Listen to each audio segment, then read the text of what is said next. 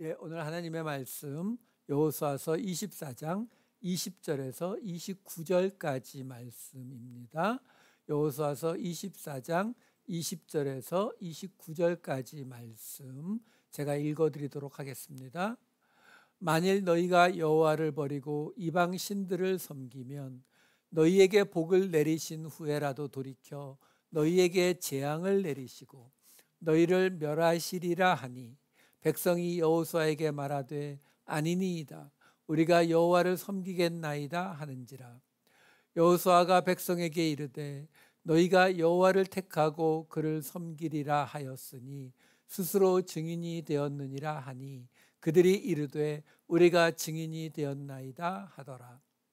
여호수아가 이르되 그러면 이제 너희 중에 있는 이방 신들을 치워버리고 너희의 마음을 이스라엘의 하나님 여호와께로 향하라 하니 백성이 여호수아에게 말하되 우리 하나님 여호와를 우리가 섬기고 그의 목소리를 우리가 청종하리이다 하는지라. 그 날에 여호수아가 세겜에서 백성과 더불어 언약을 맺고 그들을 위하여 율례와 법도를 제정하였더라. 여호수아가 이 모든 말씀을 하나님의 율법책에 기록하고 큰 돌을 가져다가 거기 여호와의 성소 곁에 있는 상수리 나무 아래에 세우고 모든 백성에게 이르되 보라 이 돌이 우리에게 증거가 되리니 이는 여호와께서 우리에게 하신 모든 말씀을 이 돌이 들었음이니라. 그런즉 너희가 너희의 하나님을 부인하지 못하도록 이 돌이 증거가 되리라 하고 백성을 보내어 각기 기업으로 돌아가게 하였더라. 이 일 후에 여호와의 종 눈의 아들 여호수아가 110세에 죽음에. 아멘.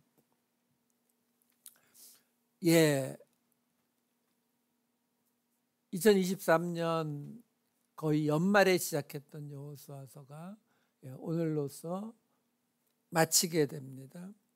이 여호수아서의 마지막 24장은 하나님께서 여호수아를 통해서 이스라엘 백성들에게 남기는 마지막 충고 내지는 경고 이런 말씀이라고 보시면 돼요. 지난주에 우리는 이 여호수아를 통해서 하나님께서 뭐라고 충격적인 이야기를 하셨냐면 이스라엘이 하나님을 섬길 수 없다. 왜? 거룩하신 하나님이고 질투하시는 하나님이기 때문에. 이게 아주 중요한 거거든요. 거룩하신 곧 구별되시는 하나님이기 때문에 그 구별되시는 하나님을 섬기기 위해서는 우리도 구별돼야 되는데 그 구별된다는 것이 결코 쉽지 않은 일이다라는 거죠. 그래서 아예 이스라엘에게 너희가 하나님을 섬길 수 없을 것이다. 거기다가 질투까지 하시니까 뭔가 잘못하게 되면은 분명하게 벌하실 것이 분명하기 때문에 너희가 섬길 수 없을 것이다. 이렇게 말했었거든요. 자, 이제 마지막 부분 뭐라고 얘기하는지 마저 들어보겠습니다. 오늘 본문은 20절부터 시작되지만 금방 말씀드린 이스라엘이 하나님을 섬길 수 없을 것이다 라는 말이 나오는 19절과 20절을 함께 보도록 할게요.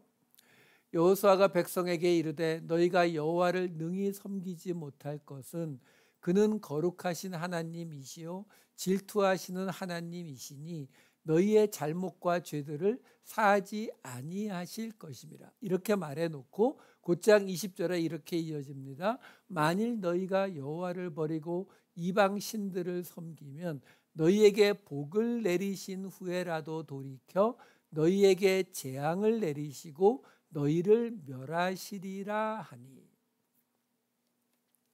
자, 여기서부터 좀 설명을 들어갈게요. 무슨 말이냐면 지금 바로 이 19절을 읽었잖아요.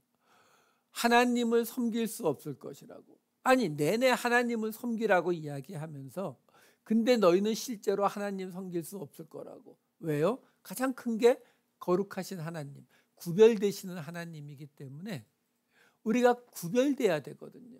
세상과 구별돼야 된다고요. 근데 세상과 구별된다는 것이 이따 뒤에 나오겠지만 굉장히 어렵습니다. 이게 단순히 어떤 나쁜 짓 안 하고 이걸로 되는 게 아니거든요. 그러니까 굉장히 어렵기 때문에 지금 지금요 오늘 본문이 시작하는 이 20절을 보면은 뭐라고 나왔었냐면, 하나님을 버리고 이방신들을 섬기면 하나님이 너희들에게 복을 내린 후에라도 마음을 바꾸셔가지고 재앙을 내리시고 너희를 멸해버리실 거다, 이렇게 말하거든요. 자, 여기서 우리가 생각해야 되는 게 뭐냐면, 그러면 하나님은 우리를 사랑하신다고 했는데, 우리를 사랑하신다는 그 하나님이 우리가 하나님의 말씀을 잘 듣고 하나님을 섬기면 우리를 사랑하시지만, 우리가 하나님을 떠나서 이방신들을 섬기면 하나님은 재앙을 내리고 우리를 멸해버리시는 분이다. 동의가 되십니까? 무슨 말이냐면요, 그러면 이 세상의 모든 조직들, 사장한테 잘 보이면 복을 받고 사장한테 잘못 보이면 잘리고, 왕에게 잘 보이면 복을 받고 왕에게 잘못 보이면 감옥 가거나 죽임당하고, 이 세상의 다른 신들, 그 신을 잘 섬기면 복 받는다 하고 말하고, 그 신을 잘못 섬기면 벌 받는다 말하고. 제가 왜 이런 말씀 드리는지 아시겠어요? 그러면 하나님이 이 세상 조직이나 이 세상의 다른 신과 다른 게 뭐가 있어요? 똑같잖아요. 그래서 말씀드리는 거예요. 그러니까 지금 이 20절에 나오는 말씀들 같은 경우도 우리가 좀 조심히 봐야 될 필요가 그래서 있다라는 거예요. 우선 여기서 지금 이 24장 20절을 보여주시면은, 여기에 지금 하나님이 너희에게 복을 내리신 후에라도 이렇게 나오잖아요. 이 야타브라고 하는 단어예요. 복을 내리다 라고 번역이 된. 근데 실제로 이 야타브라고 하는 단어의 뜻이 뭐냐면 즐겁다, 기쁘다예요. 그러니까 사실 여기에 번역이 어떻게 바꾸는 것이 맞냐면, 너희가 여호와를 버리고 이방신들을 섬기면 하나님이 너희로 기뻐하신 후에도, 즐거워하신 후에도 돌이켜 너희에게 재앙을 내리시고, 지금 여기 재앙을 내리다라고 번역이 된 이 단어가 히브리어 라라는 단어예요. 이 라라는 단어는 어떤 단어냐? 나쁜, 슬픈, 이런 단어예요. 그러니까 지금 복을 내리신 이 야사브라고 하는 이 단어와 야타브라고 하는 단어와 여기 재앙을 내리신다는 라라는 단어가 서로 대조되고 있는 거예요. 그러니까 이거를 그냥 복을 내렸다가 재앙을 내렸다가 이렇게 번역하면은 안 된다는 거죠. 왜? 우리가 지금 가장 포커스를 하고 있는 내용이 뭐예요? 바로 하나님의 거룩하심, 이 세상과는 구별되시는 이 부분이거든요. 그런 하나님이 당신에게 잘 보이면은 좋아하시고 잘못 보이면은 재앙을 내리고 멸해버리시는 하나님이라고 하는 것은 우리가 받아들일 수가 없다고요. 그 단어를 따져보면은 야타브, 좋다, 즐겁다, 라, 나쁘다, 슬프다. 무슨 말이에요? 하나님을 버리고 이방신들을 섬기면 하나님이 처음에 너희로 기뻐하셨다가 너희 때문에 슬퍼하시게 될 거라고요. 그럼 그 다음에 너희를 멸하시리라. 여기 멸하시리라로 번역이 된 카라라고 하는 이 단어의 뜻은 달성하다, 완성하다, 어떤 것이 끝나다, 그래서 중단하다, 그래서 실패하다, 소멸하다, 파괴하다, 이런 뜻을 가진 단어예요. 그러니까 이 단어를 가지고 멸하시리라, 파괴할 거다라고 번역을 해도 되기는 해요. 하지만 지금 문맥을 보게 되면은 하나님이 이스라엘을 멸하신다는 의미를 갖고 얘기를 하시는 것이 아니라, 하나님이 이스라엘로 기뻐하셨다가 하나님이 이스라엘로 나쁘게 또는 슬픔을 갖게 되셔서, 그래서 이스라엘을 어떻게 한다고요? 그 이스라엘을 소멸시킬 것이다. 이게 좀 말이 좀 굉장히 단어를 찾기가 어려운데요. 우리 한국어에 그거에 적당한 단어가 별로 없어요. 이게 영어 성경을 보면은 요 단어, 이 카라라고 하는 멸하시리라라고 번역이 된 요 단어를 거의 대부분 뭘로 번역하냐면 컨숨으로 번역합니다. 우리가 컨슈머 그러면 소비자잖아요. 소비자. 그러니까 컨숨이라고 하는 이 영어 단어가 본래 소비하다의 뜻이거든요. 그런데 이 영어에서 이 컨숨, 소비하다의 뜻이 어떤 의미를 가진 단어냐면, 우리는 소비하다 그러면은 내가 돈을 써가지고 어떤 물건을 사고 이런 것들이 소비하는 거잖아요. 근데 영어에서 말하는 이 컨숨의 뜻이 뭐냐면은, 이 영어권 사람들이 생각하는 이 방식이 뭐냐면, 내가 예를 들어서 100불짜리 물건을 돈을 주고 사요. 그 돈을 주고 사서 그 물건을 내가 가졌는데, 이걸 가지고 소비라고 하지 않고 뭐라고 하냐면, 내가 그 100불짜리 물건을 뭐가 좋을까요? 난로를 샀다고 쳐요. 요즘 날씨 추우니까 100불짜리 난로를 사서 그 난로를 내가 스위치를 틀어 가지고 사용하고 있어요. 그럼 그 사용하는 것을 뭐라고 정의하냐면, 이 영영사전을 보게 되면은 뭐라고 정의하냐면은, 이 100불짜리 가치가 있는 물건을 내가 그 가치를 파괴한다라고 봐요. 그렇죠? 100불의 가치가 있는 물건인데 내가 그거를 열흘 또는 한 달 또는 1년을 쓰게 되면은 누구도 그거를 다시 100불을 주고 사가지 않을 거 아니에요. 그러니까 그 100불이라고 하는 가치를 파괴한다라는 의미를 가져요. 그래서 이 컨숨이라고 하는 이 단어가 좋은 게 뭐냐면, 여기서 지금 멸하시리라, 소멸시키리라 또는 파괴하리라, 중단시키리라 이런 의미가 있는 게 맞는데, 그렇다고 해서 그것이 아예 이스라엘 백성들을 다 죽여 없애겠다라는, 이런 진멸하겠다는 개념이 아니라, 이스라엘의 가치, 이스라엘의 아브라함의 후손이라는 그 이스라엘이라고 하는 그들의 가치, 그 가치는 하나님이 갖고 계시잖아요. 그 가치를 소멸시키겠다는 거예요. 그러니까 제가 이렇게 복잡하게 설명을 해드리는 이유가 뭐냐면, 하나님이 이스라엘을 진멸시키겠다는 개념이 아니라, 지금 어떤 상황이에요? 그 약속의 땅에 들어가서 거기 블레셋도 있고 이런 족속들이 많이 있잖아요. 근데 그 족속 중에 이스라엘 백성들이 들어가는 거잖아요. 근데 그 이스라엘 백성의 가치가 뭐예요? 하나님의 백성이라는 거죠. 그렇죠?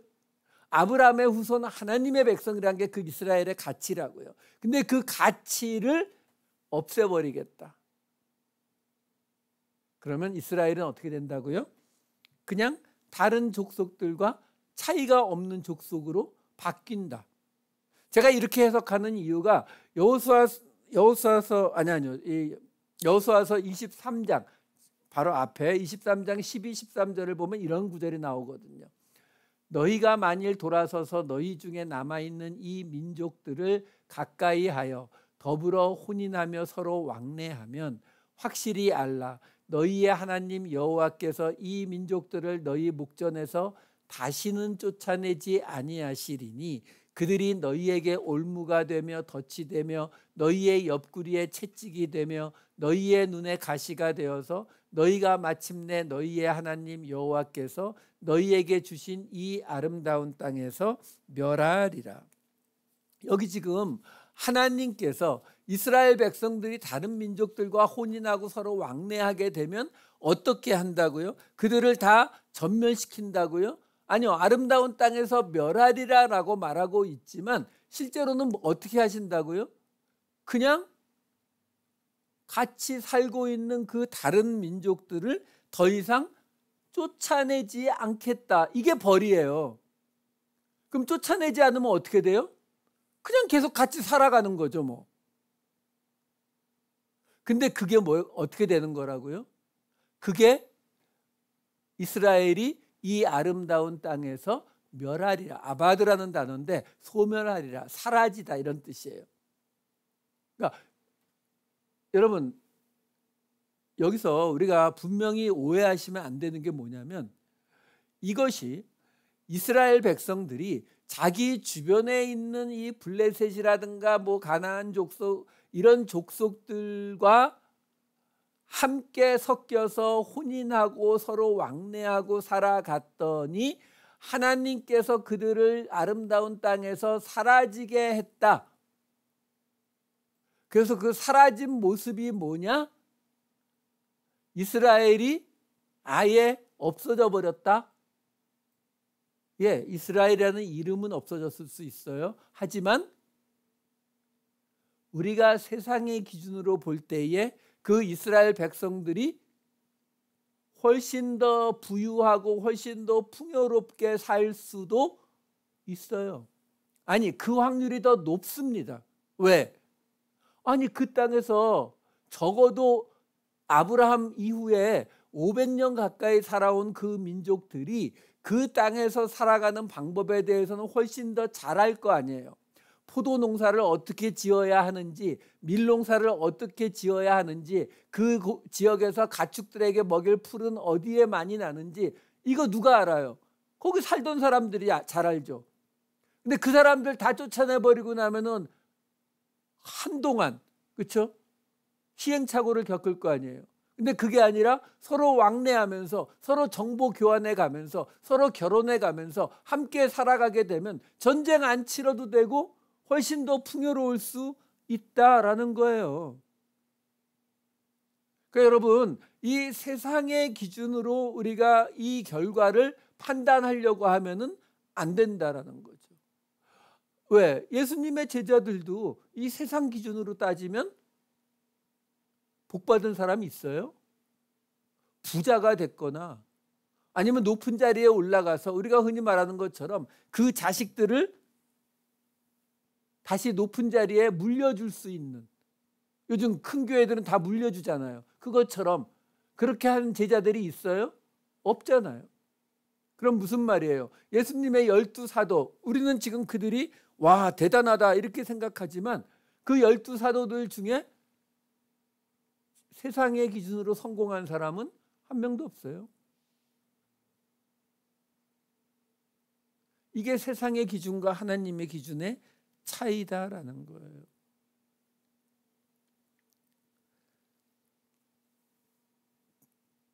여호수아가 지금 그렇게 이야기를 한 거예요. 20절까지 하나님께서 너희를 멸하신다. 너희가 이방 신들을 섬기면 하나님이 기뻐하신 뒤에라도 돌이켜서 너희를 싫어하시고 슬퍼하시게 되고 그리고 너희를 사라지게 할 것이다 라고 말한 거거든요. 그러면서 이제 이스라엘 백성들에게 묻습니다. 어떻게 할 거냐? 그랬더니 백성들이 말하는 것이 21, 22절에 이렇게 나와요. 백성이 여호수아에게 말하되 아니니이다. 우리가 여호와를 섬기겠나이다 하는지라. 여호수아가 백성에게 이르되 너희가 여호와를 택하고 그를 섬기리라 하였으니 스스로 증인이 되었느니라 하니 그들이 이르되 우리가 증인이 되었나이다 하더라. 자, 이 구절을 이해하려면은 우리가 이 섬기다라고 나온 이 말을 조금 자세히 볼 필요가 있어요. 무슨 말이냐면 지금 백성이 여호수아에게 아니라고 우리 하나님 섬길 거예요 라고 말했다고 하잖아요. 여기 지금 섬기다라고 번역이 된 히브리어 단어가 아바드라는 단어예요. 이 아바드에서 나온 단어가 뭐냐면 에베드라고 하게 되면은 종이에요. 노예. 왜? 섬기는 자니까. 그러니까 지금 우리가 여호와를 섬기겠나이다 이렇게 말하면은 우리가 어떤 느낌이 드냐면은 교회의 목사처럼 또는 가톨릭 성당의 신부님들처럼 우리가 하나님 앞에 제사 드릴 때에 뭐 여러 가지 이런 걸 지키고 뭐 이런 것들 하나님 앞에 예배 드리고 헌금하고 찬송가 부르고 이런 것들이 여호와를 섬긴다라고 생각하기가 너무 쉽다는 거예요. 근데 아니거든요.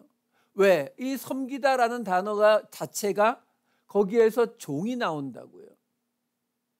그러니까 우리가 여호와를 섬기겠노라라는 말을 하는데 여호수아가 뭐라고 하냐면 오케이, 너희가 지금 여호와를 섬기겠다고 했으니까 스스로 증인이 되었다라고 말해요. 그럼 스스로 증인이 되었다라는 말은 여기 왜 튀어나와요? 종이 전에도 한번 봤지만 종이 7년 차가 돼서 풀려날 수 있을 때 나는 풀려나길 원하지 않고 이 주인의 영원한 종이 되기를 원합니다 라고 하게 되면은 어떻게 해야 되는지가 출애굽기 21장 5절과 6절에 이렇게 나와 있어요.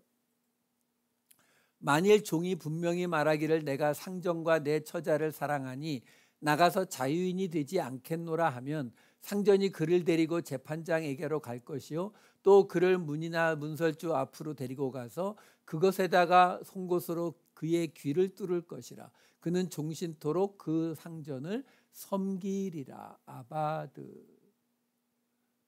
그러니까 지금 여호수아가 이스라엘 백성들에게 하나님 섬길 거야? 그러니까 이스라엘 백성들이 예, 우리 하나님 섬길 거예요.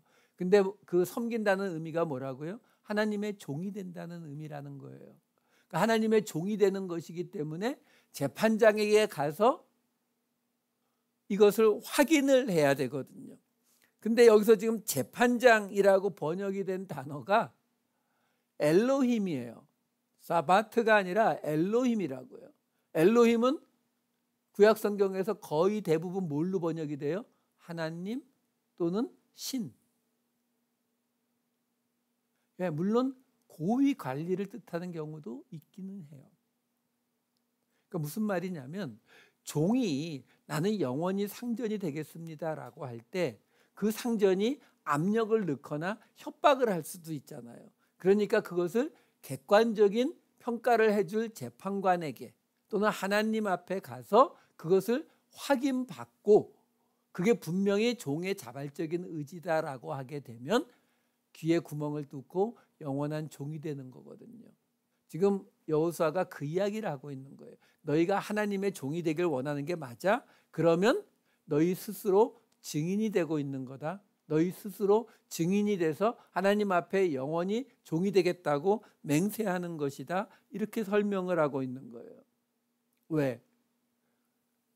성경은 특히 신약에 바울서신에 가게 되면 우리 모두는 무엇인가의 종으로 살아갈 수밖에 없다라고 이야기하죠. 몇 군데만 좀 볼게요. 로마서 6장 6절.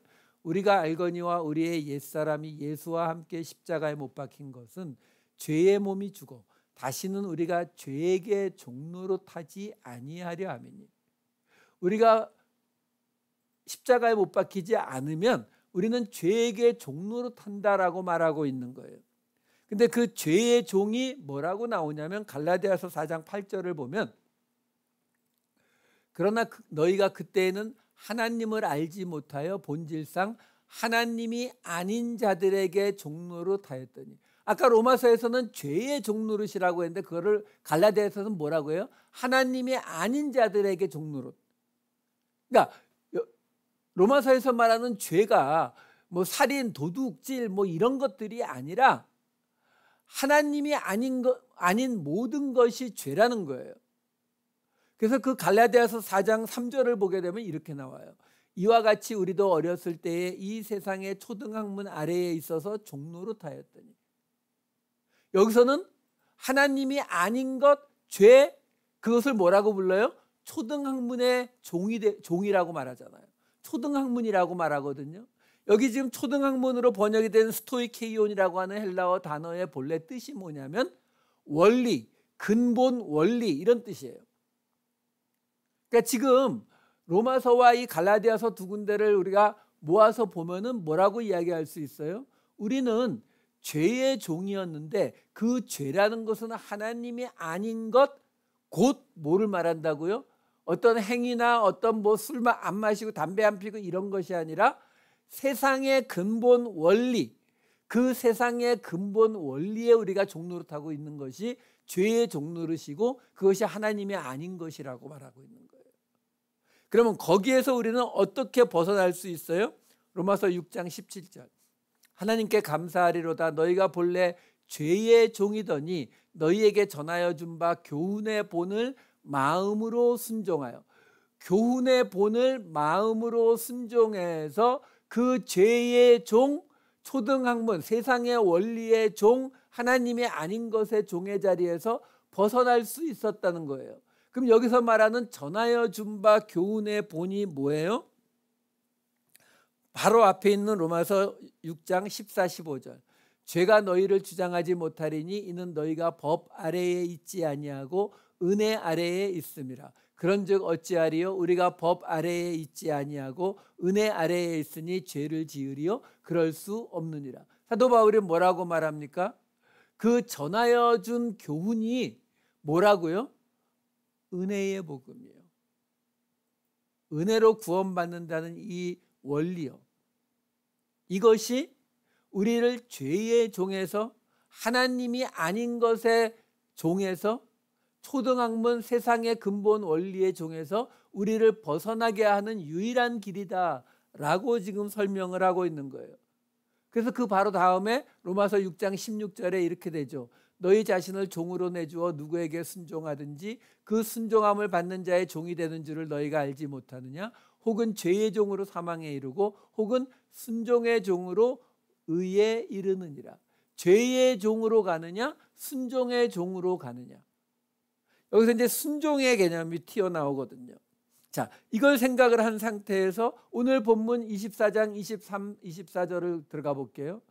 여호수아가 이렇게 말합니다. 여호수아가 이르되 그러면 이제 너희 중에 있는 이방신들을 치워버리고 너희의 마음을 이스라엘의 하나님 여호와께로 향하라 하니 백성이 여호수아에게 말하되 우리 하나님 여호와를 우리가 섬기고 그의 목소리를 우리가 청종하리이다 하는지라. 여기서 지금 여호수아가 이방신들을 치워버리고 마음을 하나님께 향해라 라고 했더니 백성들의 대답은 우리가 하나님을 섬기고 그의 목소리를 청종하겠다. 이게 어떤 주석들을 보니까 여호수아가 이방신들을 치워버리고 마음을 하나님께 향하라고 했는데 백성들은 자기들이 하나님을 섬기고 목소리를 청종하겠다, 곧 이방신들을 치워버리겠다는 말에는 대답을 하지 않은 잘못된 믿음의 모습이다라고 말하는데 전혀 그렇지 않습니다. 지금 여호수아가 말하는 이방신들을 치워버리고 여호와께로 마음을 향하는 이 자체에 대해서 백성들이 뭐라고 말하냐면 우리가 하나님을 섬기고, 그게 뭐라고요? 하나님의 영원한 종이 되어서, 그렇죠? 그의 목소리를 우리가 청종하리이다. 여기 청종하리이다로 번역이 된 단어가 사마, 우리가 잘 아는 쉐마 이스라엘 할 때 이스라엘아 들으라, 그 단어예요. 이 쉐마, 사마에는 듣다의 뜻도 있고 순종하다의 뜻도 있어요. 우리 조금 전에 바로 사도 바울의 로마서에서 뭐라고 나왔다고요? 죄의 종으로 사망에 이르거나 순종의 종으로 의에 이르거나 이렇게 나왔잖아요. 그러니까 죄의 반대에 있는 게 순종이라고요. 왜? 지금 계속 말씀드리지만 하나님이 아닌 것, 죄, 세상의 초등학문, 세상의 근본 원리, 이게 뭐예요? 이 세상에서 우리가 생각하는 상식, 우리가 생각하는 이 세상의 가장 기본적인 원리, 이런 것들이요. 아까도 말씀드렸지만 살인, 강도, 술, 담배 이런 게 아니라고요. 그러니까 그걸 벗어나서 어디로 가야 된다고요? 하나님의 말씀, 은혜의 복음, 전하여 준 교훈의 본, 이걸로 가야 되는 거예요. 근데 그 전하여 준 교훈의 본으로 가려면 어떻게 해야 돼요? 그 말씀에 순종해야 된다고요. 하나님의 방식, 하나님의 원리에 순종해야 된다고요. 그래서 하나님을 섬기고 하나님의 종이 되어서 하나님의 말씀에 순종하겠나이다 라고 지금 이 이스라엘 백성들이 고백하고 있는 거예요. 자, 그래서 이렇게 해석을 하시면 이제 그 다음에 이어지는 25절이 이렇게 나와요. 그날에 여호수아가 세겜에서 백성과 더불어 언약을 맺고 그들을 위하여 율례와 법도를 제정하였더라. 자, 이게 굉장히 뜬금없는 이야기예요. 왜 그러냐면 아니 갑자기 여호수아가 또 언약을 왜 맺어요? 그동안의 모든 언약은 모세를 통해서 하나님과 다 맺었잖아요. 그 이전에는 아브라함, 이삭, 야곱과 맺었고, 근데 여호수아가 갑자기 세겜에서, 세겜이 어디라고요? 모래 상수리 나무. 아브라함이 처음 가나안 땅에 들어와서 제단을 쌓았던 곳, 하나님과 처음 언약을 맺었던 곳이 바로 그 세겜이거든요. 그 세겜에서 백성과 더불어 언약을 맺고, 어떤 언약이요? 바로 앞에 있었잖아요. 어떤 언약이요? 하나님의 종이 되어서 하나님께 순종하겠습니다 하는 이 언약을 맺었다고요. 그래서 그들을 위해서 율례와 법도로 번역을 해놨는데, 실제로는 여기 이 호크라고 하는 단어는 법령 뭐 이런 거예요. 율례 뭐 크게 다르지 않아요. 근데 그 다음에 나오는 법도로 번역된 단어는 미슈파트예요. 우리가 주로 뭘로 번역했던 단어예요? 정의와 공의로 번역했던 단어예요.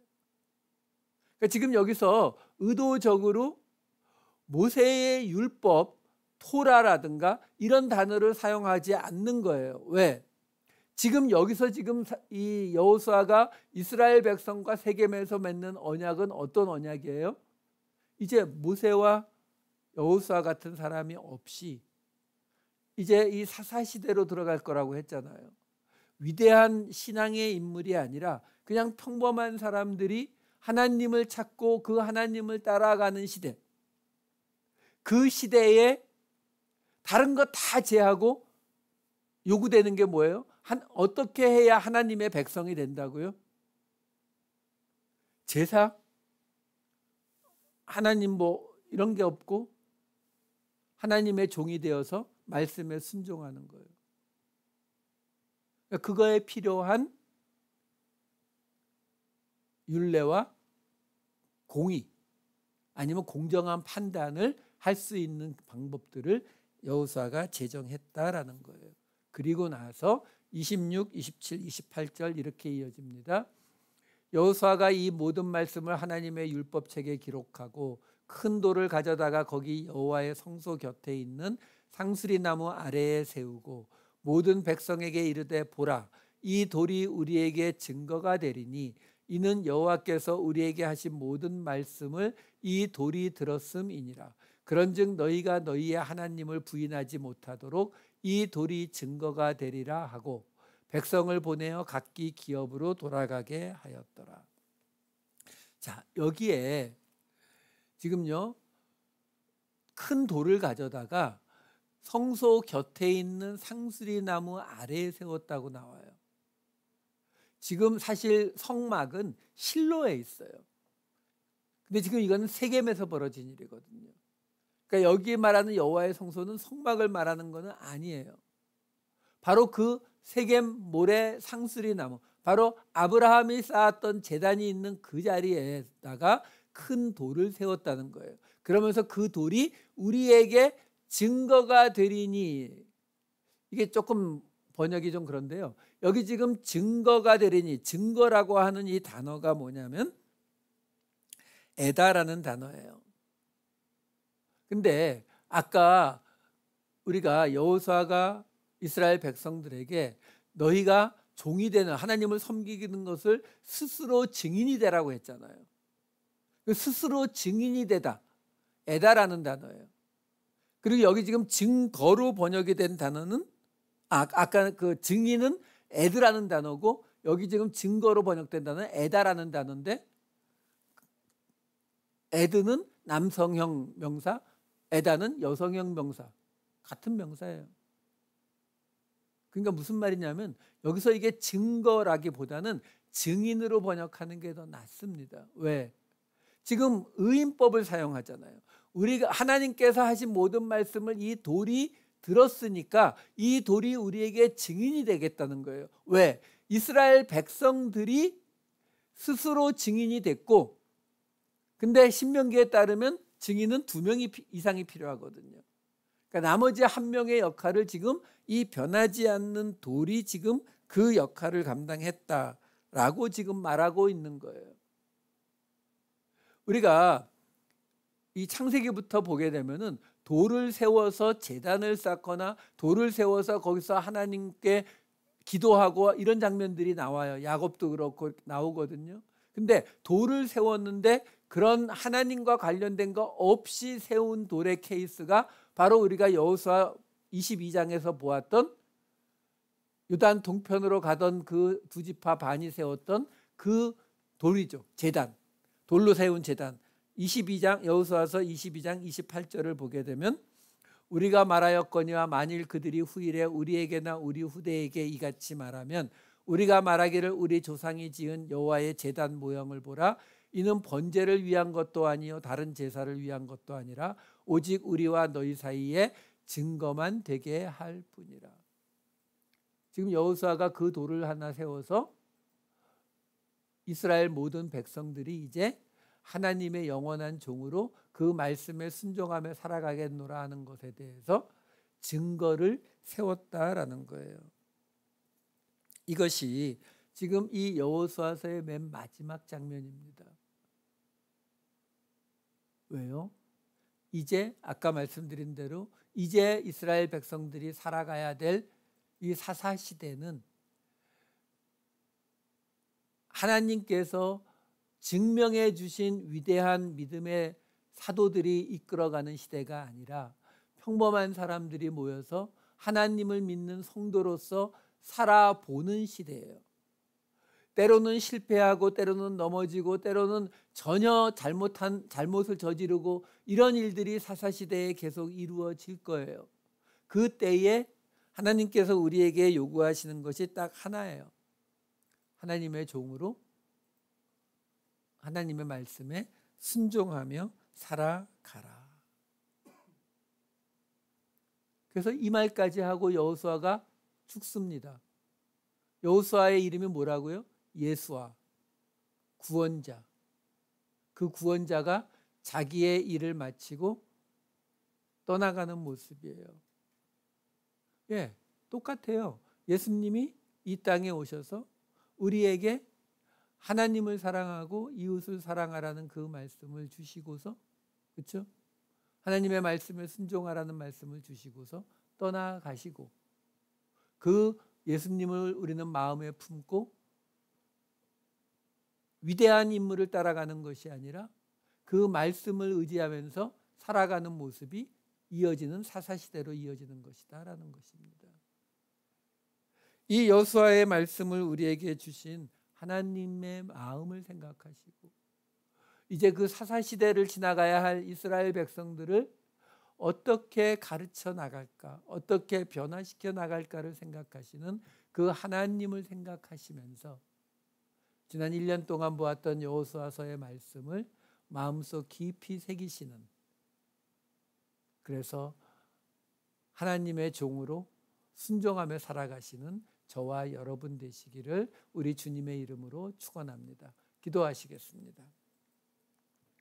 사랑이 많으신 아버지 하나님, 1년 가까이 살펴보았던 여호수아서를 마칩니다.